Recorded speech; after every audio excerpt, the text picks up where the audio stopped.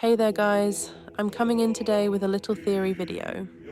I posted this theory of mine on Tumblr back in April, and it seems to have had a positive reaction from the Gortash and Dark Urge fanbase.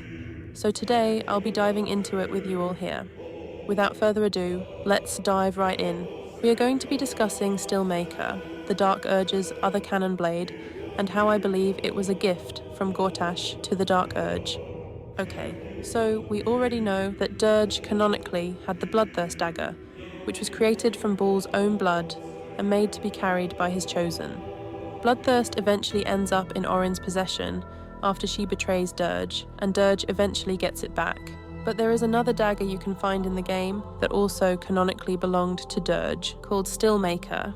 We see Stillmaker portrayed in Dark Urge's official artwork, and it's also Durge's blade in the game Idle Champions, as you can see. You can find Stillmaker in a small hole in the caverns below the Open Hand Temple, hidden there by Dolar. I believe that Orin only kept the blade that was designed for Baal's chosen, then chucked the other one, which held no meaning to her, which was then scavenged by Dolar.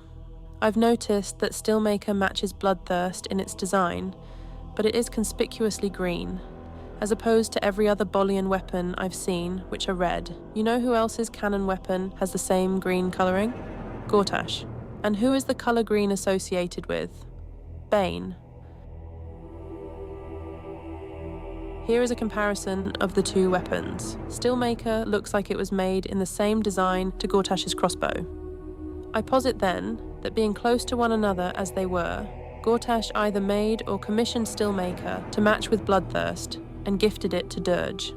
It's far more his style in looks, and I feel it's something he would have done, as he describes Durge as his nearest and dearest. To think you and Karlach travelled together all this time and she hadn't the faintest you were one of my nearest and dearest. And we know they worked very closely together and admired one another. He did miss this. To support this theory of their closeness, here is a handy outline of the plan they hatched together, found in Gortash's office. Memoirs by Gortash, outline for Chapter 4. I re-establish worship of Bane in Baldur's Gate as a hidden cult. I realise the secret worship of Baal is also on the resurgence, and acquaint myself with the local leader, an actual Baalspawn. The Baalspawn and I work together on a heist from the House of Wonders, and, discovering common goals, forge an alliance. In dreams, the Baalspawn and I are visited by Baal and Bane, who name us their chosen and command us to seek out an ally with Ketheric Thorm, the chosen of Merkel. Visiting Ketheric at Moonrise Towers, I learn of the Mind Flayer colony in the Underdark below, and conceive a plan to conquer its elder brain using the crown of Karsus. The Baalspawn and I employ a Diabolist services to gain access to Mephistar and steal the crown. We three chosen use the crown to enslave the colony's elder brain, but during that raid, the Baalspawn is betrayed by the Ballist second in command, Orin the Red, who usurps the Baalspawn's power and declares herself Baal's new chosen. Following my master plan,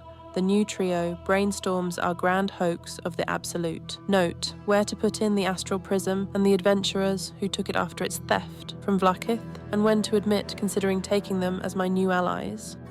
To further support their mutual admiration, here is a letter that Dark Urge wrote to Baal begging for forgiveness for admiring Gortash, found in the Mind Flayer colony below Moonrise Tower. Forgive me, Father, for I cannot help but admire the chosen of your sworn foe. Enver Gortash's genius will take us far, but fear not. Those of Bane always fall to the same folly. They cannot see the beauty of obliteration. The absolute hoax will garner false love from our new slaves, but once I've built a large enough army, I will use our hold upon the absolute slaves to begin this vile world's end. I can see the path through Gortash's brilliant plan. Gortash, Ketheric, and I will seize the Netherese relics that control the crown, and then use the crown to command the Illithid Grand Design. The dead three, age-old foes, our dire patrons, will be bosom friends for a time. Pause to read the remainder of the letter, if you wish. I don't think it's too far-fetched to think Gortash may have had the blade commissioned for Durge to bolster their alliance and goodwill. After all, he also helped Durge to reacquire some Bolian relics that had been taken from the temple for no reason other than to strengthen the relationship, which we discover in this letter found in Durge's old chamber. Enver Gortash has informed me that some of our family's ancestral torture racks we thought long lost, those of the make, first crafted by Brother Ayla, no less, are now on display in the Gates Hall of Wonders for all the unwashed Baldurian public to gawp at. I shall savage the museum's guards, fighting along with this chosen of Bane, and restore the racks, along with the bones of little Brother Toop, so tastelessly presented in a glass cabinet. If they think the Bolians are some tourist attraction, we will give them a show, and it will be the perfect test of this supposed chosen's mettle in combat. So we can see based on these letters that they are both sort of testing one another out, and Gortash wants to impress the Dark Urge enough to trust him and want to form an alliance. And there you have it, folks, my little Stillmaker theory. What do you guys think? I'd love to hear your thoughts on the matter in the comments.